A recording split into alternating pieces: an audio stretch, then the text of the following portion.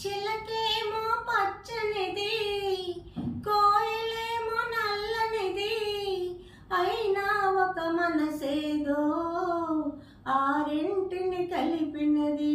ఆ చిలకేమో పచ్చనిది, కోయిలేమో నల్లనిది, అయినా ఒక మనసేదో ఆ రెంటిని కలిపినది.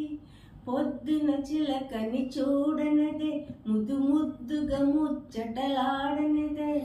పొద్దున చిలకను చూడనదే, ముద్దు ముద్దుగా ముచ్చటలాడనదే. చిగురులు ముట్టదు చిన్నారి కోయిల, చిలక ఊగదు కొమ్మ ఊయలా.